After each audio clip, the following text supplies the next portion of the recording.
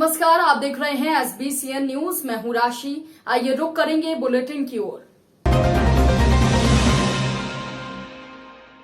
कांग्रेस नेता के बेटे के द्वारा पत्रकार के साथ मारपीट और अपहरण के विरोध में आरोपी की गिरफ्तारी को लेकर बंजारा समाज ने नीमच में रैली निकाली।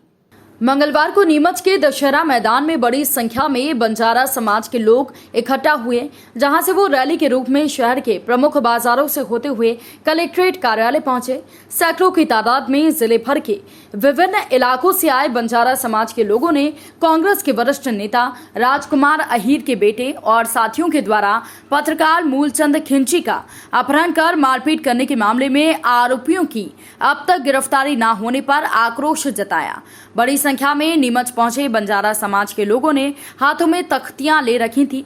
इस पर विभिन्न तरह के नारे लिखे हुए थे। साथ ही आरोपियों की गिरफ्तारी करने की मांग रैली के रूप में सभी नीमच कलेक्ट्रेट कार्यालय पहुंचे, जहां ज्ञापन देकर आरोपियों की गिरफ्तारी की मांग की गई। इस अवसर पर बंजारा समाज रूप सेना संगठन, बंजारा समाज के विभिन्न संगठनों से जुड़े पदाधिकारी मौजूद थे। बंजारा के तत्वाधान में इस रैली में भाई लोगों ने कांग्रेस नेता को कांग्रेस से बाहर करने की मांग की। शाम होते ही इस मामले में नीमच एसपी का बयान सामने आया। उन्होंने कोरोना गाइडलाइन का उल्लंघन करने पर कार्रवाई की बात कही। एसपी सूरज कुमार वर्मा ने पत्रकारों से चर्चा में कहा कि रैली के दौरान आए लोगों को चिन्हित किया जा रहा है, वीडियोग्राफी कराई जा रही है और अब उन लोगों को पहचान कर मुकदमा दर्ज किया जाएगा। दरअसल कोरोना के चलते सभी प्रकार के राजनीतिक सामाजिक आयोजनों पर प्रतिबंध है। इसके बावजूद भी बिना किसी परमिशन के इस तरह का आयोजन किया जाना अनुचित है। इसमें सोशल डिस्टेंसिंग की धज्जियां उड़ाई गई हैं।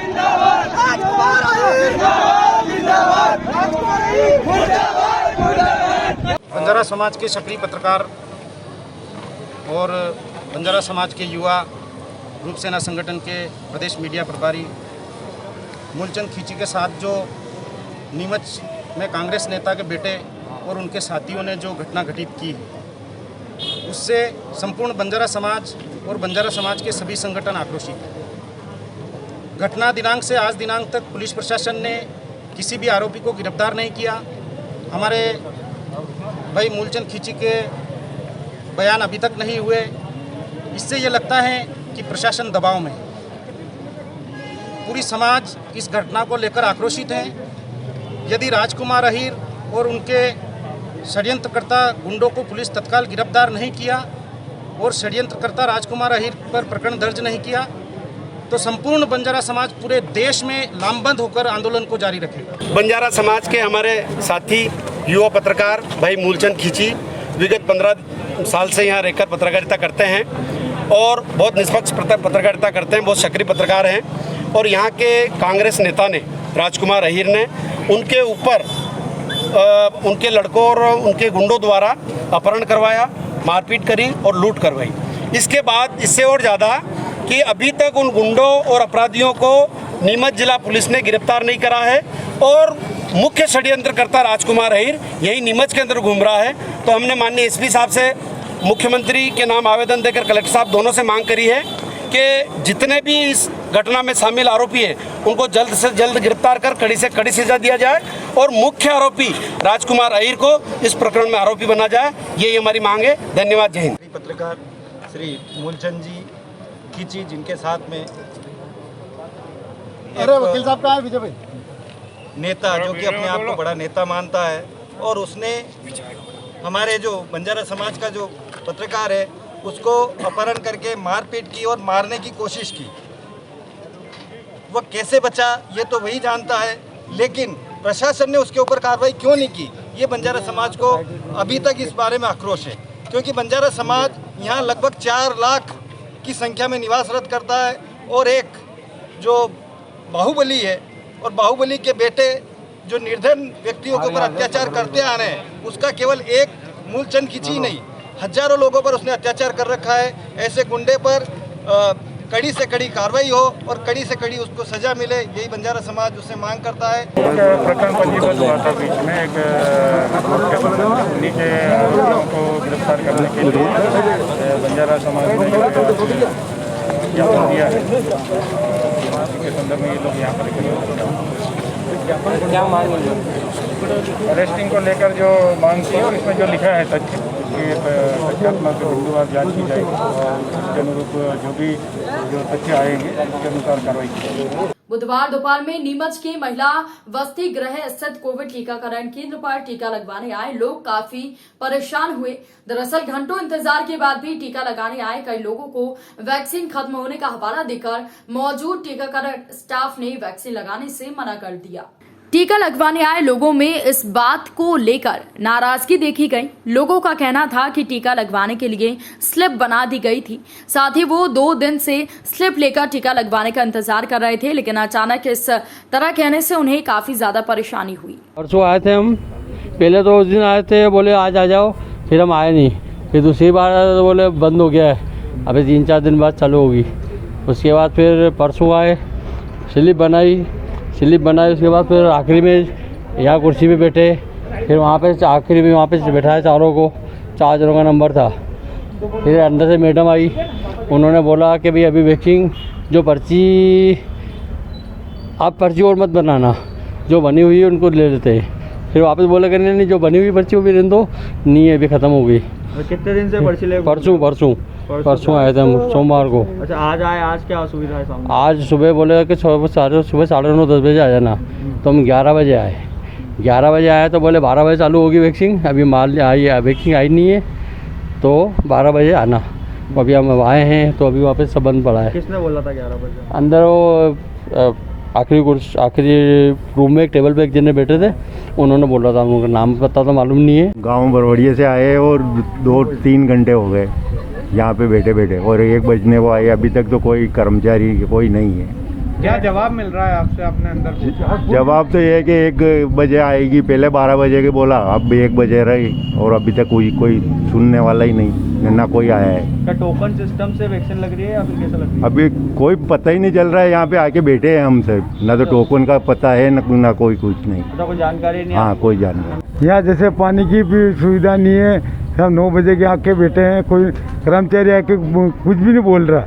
हमने बोला कि हमको तो वैक्सीन लगवाने आए गांव बरबड़िया से, फिर वो बोले कि 12 बजे आएगी, 12 की 1 बज गई, ना पानी की व्यवस्था ना कुछ नहीं यहाँ पे। 9 बजे से आके बैठे हैं, कोई इंतज़ार कर रहे हो, वैक्सीन नहीं मिल रही है यहाँ पे, कह रहे कि आई नहीं है।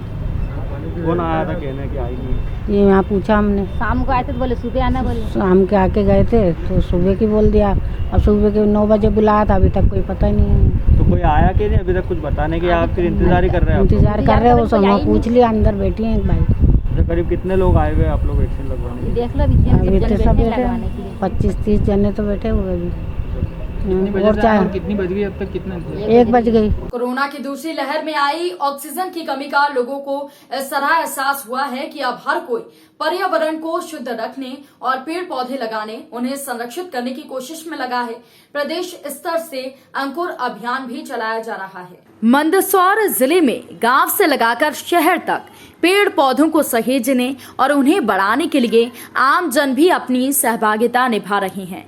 मंदसौर जिला पंचायत सीईओ ऋषभ गुप्ता की पहल के साथ अब जिले भर में लोग सीड बॉल बना रहे हैं। ऐसा पहली बार हुआ है जब शहर से लगाकर ग्रामीण और बच्चों से लेकर बुजुर्ग तक सभी सीड बॉल तैयार कर रहे हैं। जिले में इस सीड बॉल अभियान के चलते हजारों की संख्या में सीड बॉल तैयार किए जा चुके हैं। खास बात यह है कि जिले के कई पर्यावरण प्रेमी पिछले कई वर्षों से सीड बॉल तैयार कर रहे हैं, लेकिन इस बार इनकी तादाद ज्यादा है। दरअसल सीड बॉल एक तरह की मिट्टी से बनाई गई बॉल है। इस बॉल को बनाते वक्त इसमें किसी फलदार वृक्ष का बीज डाल दिया जाता है। इन तैयार सीड बॉल को पर्यावरण प्रेमियों को बांट दिया जाता है। यात्रा के दौरान बरसात के मौसम में इन सीड्स बॉल को सड़क किनारे या जंगलों में फेंक देते हैं। बारिश का पानी मिलते ही बॉल में लगे बीजों से पौधा तैयार हो जाता है और आगे चलकर पेड़ का रूप ले लेता है।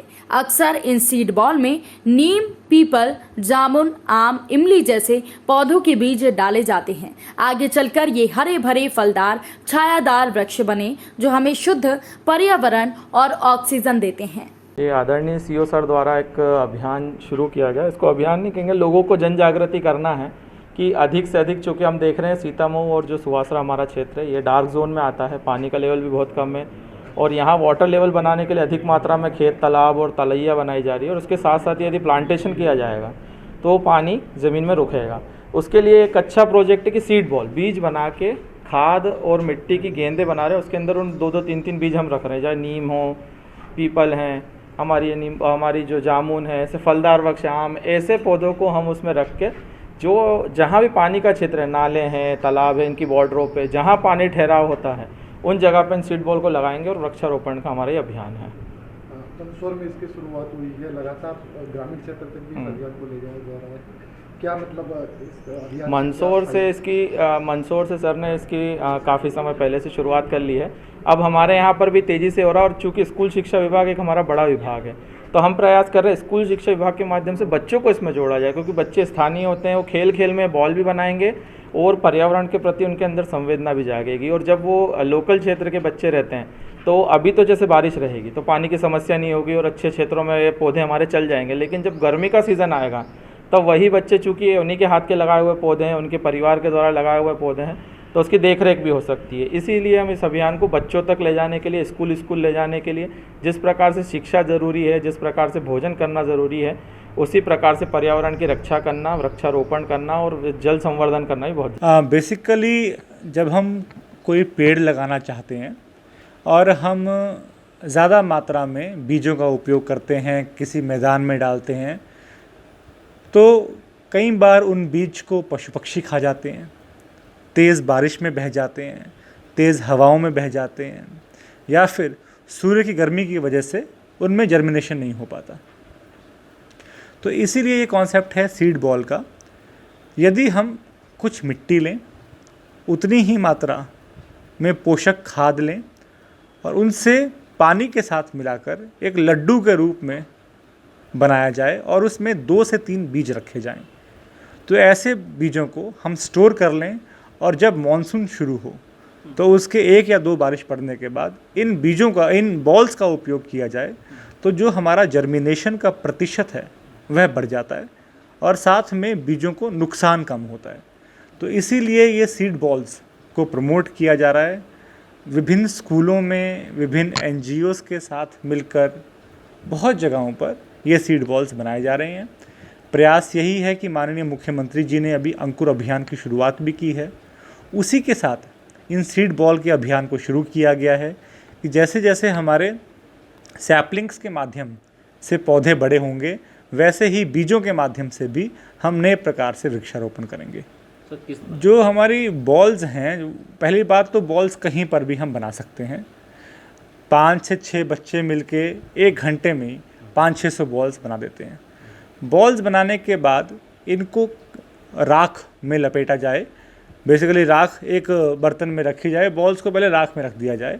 उससे फ़ायदा ये होता है कि बॉल के अंदर की नमी बनी रहती है और उसके बाद डायरेक्ट सनलाइट में ना सुखाया जाए और डायरेक्ट हवा में ना सुखाया जाए, कहीं पर अंदर रखा जाए, तो लगभग 10-15 दिन के बाद ये बॉल्स बिल्कुल तैयार हो जाती हैं, इनके सीड्स तैयार हो जाते हैं। जब भी हम इनको घेरेंगे, और घेरने की विधि ये है कि वहाँ पर घेरा जाए जहाँ पर इनको साल भर हल्का हल्का पानी मिलता रहे, जैसे कि तालाबों के किनारे, नदी नालों के किनारे, या फिर कुछ झाड़ियों के बीच में, जहाँ झाड़ियों की जड़ें जो हैं वो मॉइस्चर को कंजर्व करती हैं, वहाँ पर इनको घेरा जाएगा तो निश्चित रूप से वहाँ पौधे जल्द ही बड़े होंगे। मंगलवार को सुबह 11 बजे वन परिक्षेत्र अधिकारी रामपुरा सचिन लोकवंशी को दूरभाष पर सूचना मिली कि गांव मेलकी में एक बाजरे के खेत में मगरमच्छ घूम रहा है। इससे किसानों में डर का माहौल है। सूचना मिलते ही मनासा वन विभाग की रेस्क्यू टीम मौके पर पहुंची और करीब 1.5 घंटे की कड़ी मशक्कत के बाद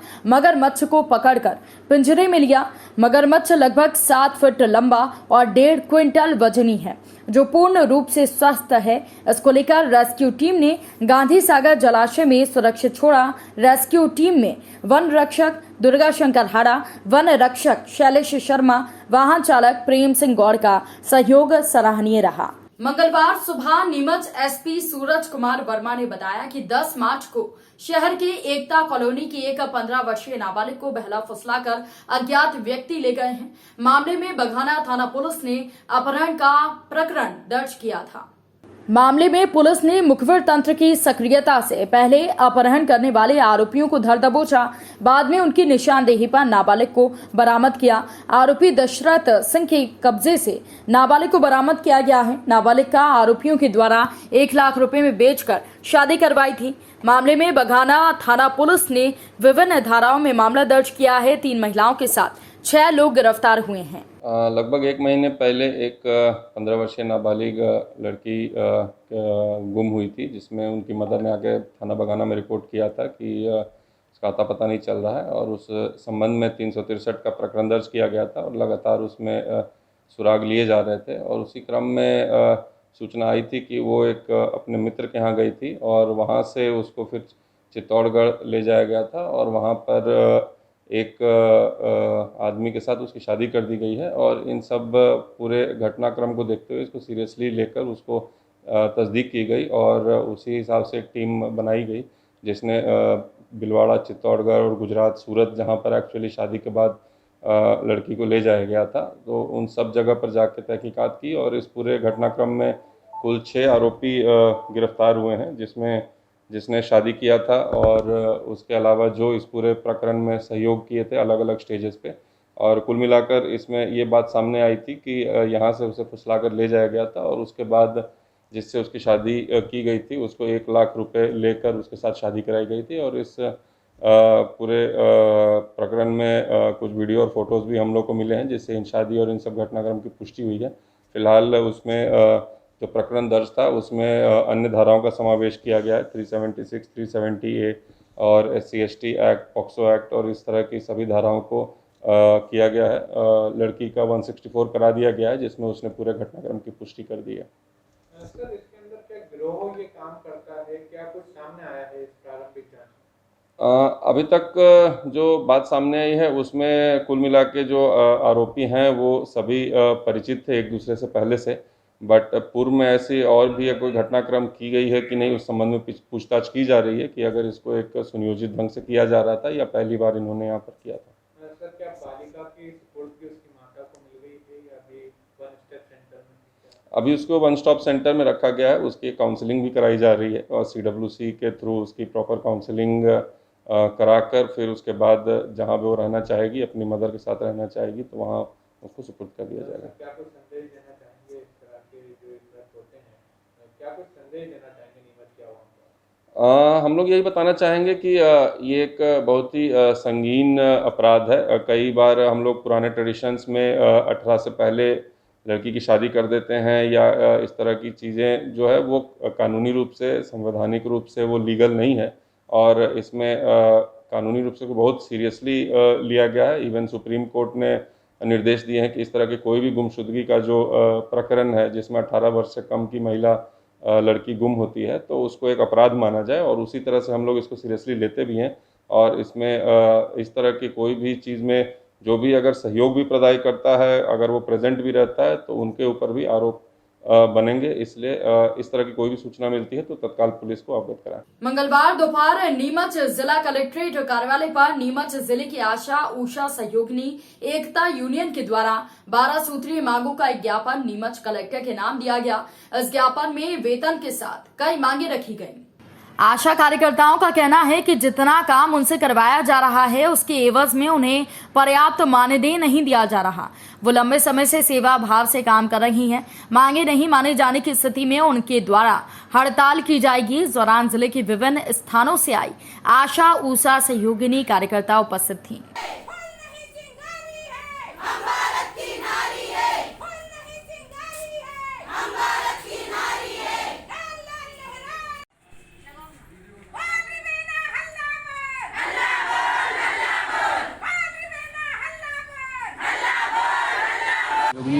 के लिए जो है ज्ञापन दिया जा रहा है और आप देख रहे हैं कोविड काल में प्रथम दौर में भी और दूसरी लहर में भी इन्होंने बहुत अच्छा काम किया। कोरोना योद्धा के रूप में अग्रिम पंक्ति में इन्होंने जो है लड़ाई लड़ी है कोरोना से और मैदानी अमले के रूप में लोगों के घर जा जाके जो है सर्वे किया है, दवाइयाँ बांटी, सारा काम किया। लेकिन मध्य प्रदेश सरकार जो है इन्हें उचित मेहनताना नहीं दे रही है। इसी से रुष्ट होकर, असंतुष्ट होकर अनिश्चितकालीन हड़ताल करने का निर्णय लिया है और अनिश्चितकालीन हड़ताल अब जब तक इनकी मांगें पूरी नहीं हो जाती ये किसी भी प्रकार का सरकार का काम नहीं करता। क्या मांगे इन्होंने? मांगे इनकी ये है कि इनका न्यूनतम वेतन आशा का 18,000 रुपये, सहयोगिनी का 24,000 रुपये, इनको नियमित कर्मचारी का दर्जा दिया जाए, इनको तमाम सामाजिक सुरक्षाएँ पीएफ, बोनस, बीमा और जो इस प्रकार की सामाजिक सुरक्षाएँ वो प्रदान की जाए। 50 लाख रुपए का बीमा इनका फिर से किया जाए और पूरे कोविड काल में जो आशाओं की मृत्यु हुई और जिनको अभी तक पैसा नहीं दिया गया उनको पैसा। नीमच के जिला न्यायालय भवन का निर्माण इन दिनों कलेक्टर ऑफिस के आगे कनावटी रोड पर जारी है। इसका भूमि पूजन साल 2020 में अगस्त माह में हुआ था, लेकिन कोरोना के कारण निर्माण कार्य की गति धीमी हो गई थी। लेकिन एक बार फिर अब निर्माण कार्य ने रफ्तार पकड़ ली है। करीब 34 करोड़ रुपए की लागत से ये नवीन कार्यालय भवन बनाया जा रहा है। ये काफी भव्य और अत्याधुनिक सुविधाओं से लैस होगा। भवन निर्माण के लिए 24 माह का समय दिया गया है। इसे बंद कर तैयार होना है। नवीन भवन के बन जाने से वर्तमान न्यायालय में आ रही जगह की दिक्कत दूर हो जाएगी। साथ ही अन्य शासकीय कार्यालय के साथ न्यायालय भी शहर के कनावटी रोड पर शिफ्ट हो जाएगा। मंगलवार की दरमियानी रात नीमच सिटी थाना क्षेत्र के अंतर्गत आने वाले रिलायंस पेट्रोल पंप के नजदीक रात में ढाबे से खाना खाकर घर लौट रहे युवक विनायक कल्याणी से बाइक सवार 2 बदमाशों ने बंदूक की नोक पर मोबाइल और पर्स छीन लिए। इसकी शिकायत युवक के द्वारा नीमच सिटी थाने पर की है। इस आशय की जानकारी देते हुए नीमच एसपी सूरज कुमार वर्मा ने बताया कि पुलिस सीसीटीवी फुटेज और अन्य तकनीकों के माध्यम से आरोपी की तलाश कर रही है। जल्द ही आरोपियों को धर दबोचा जाएगा। ये कल रात्रि में लगभग 12 साढ़े 12 बजे की घटना है। एक फरियादी ने रिपोर्ट किया था कि वो खाना खाकर ढाबे से आ रहा था तो एक बाइक में 2 सवार आए थे और उससे मोबाइल और पर्स उससे छीन लिया और उसमें 384 में प्रकरण कायम किया गया है और जो भी सुराग सीसीटीवी फुटेज इन सब की के बेसिस पे उसकी तस्दीक और सुराग उसमें तलाश किए जा रहे हैं। मंगलवार सुबह नीमच एसपी सूरज कुमार वर्मा ने पत्रकारों से चर्चा के दौरान जानकारी देते हुए कहा कि नीमच पुलिस साइबर अपराध को रोकने के लिए लगातार कार्रवाई कर रही है। उन्होंने लोगों से अपील की कि वो किसी भी तरह की वित्तीय धोखाधड़ी होने पर, इसकी शंका होने पर नजदीकी पुलिस थाने, बैंक इत्यादि से संपर्क करें और इस तरह के आपराधिक प्रकरणों से बचने के लिए जागरूक बने, किसी व्यक्ति के झांसे में ना आए। आपको जैसा कि ये विदित है कि ये एक तरह की एक सोशल इंजीनियरिंग बोलते हैं इस क्राइम को।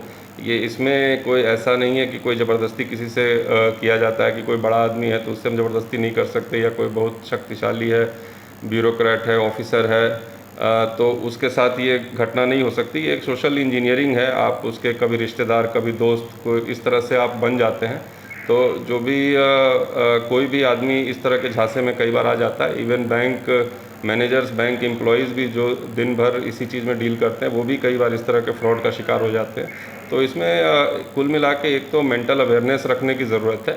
कोई भी चीज़ आदमी आपको इमोशनल ब्लैकमेल कर रहा है या कोई चीज़ कर रहा है तो आपको ये झांसे में ना आए और आपको वेरीफाई करने के अनेक सूत्र हैं। आप फ़ोन कर लें, जो भी आपसे पैसे मांग रहा है आपका दोस्त बनकर या अगर बैंक मैनेजर बनकर, तो आप बैंक में ब्रांच में चले जाएं।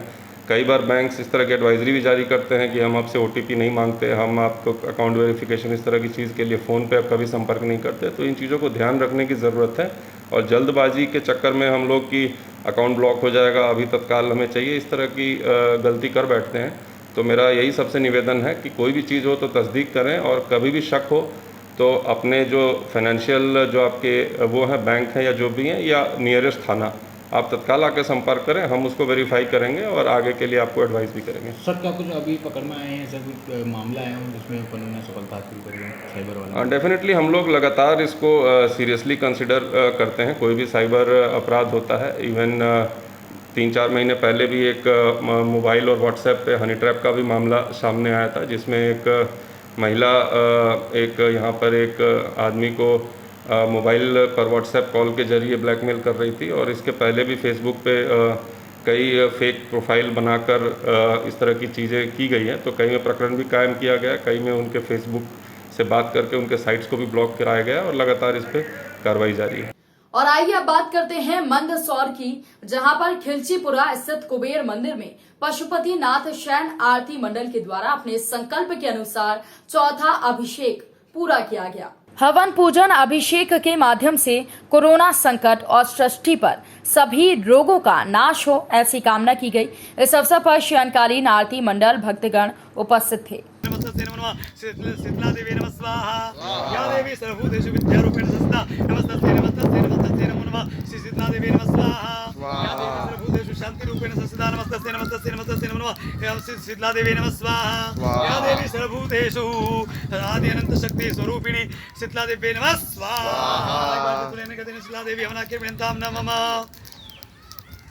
ओम श्री मनमागणाधिपते नमः स्वाहा, ओम श्री वरदमूर्ते नमः स्वाहा, श्री लक्ष्मीनारायणाभ्यां नमः स्वाहा, श्री उमामहेश्वराभ्यां नमः स्वाहा, श्री वाणीगर्भाभ्यां नमः स्वाहा, श्री सचिन्द्राभ्यां नमः स्वाहा, श्री मातृपितृजनगुरुभ्यो नमः स्वाहा, इष्टदेवताभ्यो नमः स्वाहा, कुलदेवताभ्यो नमः स्वाहा, ग्रामदेवताभ्यो नमः स्वाहा, स्थानदेवताभ्यो नमः स्वाहा, वासुदेवताभ्यो नमः स्वाहा, आदित्यादिदेवताभ्यो नमः स्वाहा।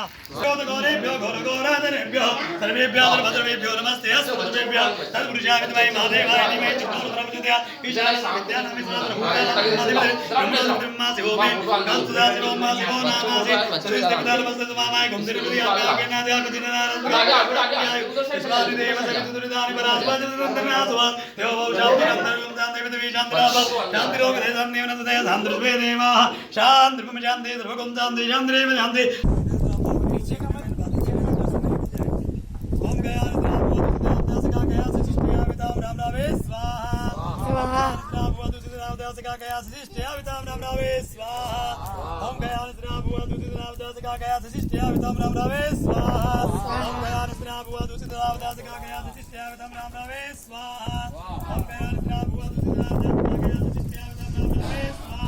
गाय से अश्लील हरकत करने वाले गिरफ्तारी के लिए गौ सेवा दल ने नीमच कैंट थाने में आवेदन दिया है और मूलचंद मार्ग की घटना है। मंगलवार दोपहर में गौ सेवा दल नीमच के कार्यकर्ता नीमच कैंट थाने पहुंचे, जहां उन्होंने एक शिकायती आवेदन दिया। आवेदन में बताया गया कि उन्हें सोशल मीडिया के माध्यम से एक सीसीटीवी फुटेज मिला है। इसमें आरोपी व्यक्ति के द्वारा गाय के साथ अश्लील हरकत की जा रही है। ये वीडियो मूलचंद मार्ग नीमच का है। इससे गौ सेवकों में आक्रोश है। इससे आक्रोशित सेवा दल के कार्यकर्ताओं की मांग है कि आरोपी की पहचान की जाए, ताकि भविष्य में किसी महिला या बच्ची के साथ दुष्कर्म का प्रयास वो ना कर सके। सोशल मीडिया के माध्यम से कोई एक सीसीटीवी फुटेज वायरल हुआ था, जिसमें बताया गया कि 14 तारीख को रात के 2:30 बजे यादव मंडी जयसवाल लॉज के पास का बताया गया। उसमें कोई व्यक्ति अश्लील हरकत कर रहा है गौमाता के साथ में, जिसे हम पूछते हैं हिंदू समाज में, और वो बहुत ही निंदनीय घटना है। और उसके ऊपर क्या है, अगर कोई कठोर कदम नहीं उठाते तो कल को कोई महिला है, बच्चे, उनके साथ भी हो सकता है। तो उस व्यक्ति का पता लगाया जाए। शासन से हमारी यही मांग है, प्रशासन से, कि उस पर सख्त से सख्त कार्रवाई की जाए और आगे से समाज में इस तरह की घटना ना हो। ये बहुत ही शर्मनाक घटना है, जिसका पूरा हमारी टीम हिंदू समाज गौ सेवा दल की तरफ से बहुत ही खेद प्रकट करते हैं। इस पर जल्दी से जल्द कार्रवाई होनी चाहिए। अभी कल को हमारा सोशल मीडिया द्वारा में एक वीडियो जानकारी में आया नीमच के अंदर कि एक लड़का है, रात को 2:30 बजे 14 तारीख की 2:30 बजे एक गौ माता है जिसको हम पूछते हैं, उसके साथ में अश्लील हरकत कर रहा था। तो हमें सोशल मीडिया द्वारा इनकी जानकारी मिली, जो आज हमने केंट थाने पे इसका आवेदन देने आए हैं। और हम यही चाहते हैं केंट थाने से कि उसके ऊपर सख्त से कार्रवाई होए। हमारी यही है, हम गौ सेवा दल नीमच और सक्सेस कार्रवाई हुए। कहाँ का मामला है ये मूलचंद मार्ग यादव मंडी के पास कृष्ण मंदिर के पास का मामला है। कौन लड़का था जिसने ये सीसी फुटेज के अंदर आया, सोशल मीडिया के उसके अंदर हमारे को जानकारी मिली है, तो उसके जरिए ही हम ज्ञापन दे रहे हैं, आवेदन दे रहे हैं। क्या कार्रवाई की मांग कर रहे हो आप अभी? कठोर कार्रवाई हो उसके ऊपर। कल से कोई महिला घूमे, कोई मतलब बच्ची है, कल से उसके साथ में असली हरकत नहीं हुए, आज गाय के साथ में कर रहा है, कभी कल से किसी के, तो ऐसी मानसिकता वाले व्यक्ति को जल्द से जल्द गिरफ्तार करे और उसको कठोर से कठोर सजा मिले। क्या नाम है? मेरा मितेश अहीर और गौ सेवा दल से हैं हम, और नीमच के अंदर बीमार घायल गौ माताओं का उपचार करते हैं निस्वार्थ और निभाव से और जन सहयोग से। इस बुलेटिन में फिलहाल के लिए इतना ही, और भी खबरों की अपडेट्स के लिए बने रहिए SBCN न्यूज के साथ। नमस्कार।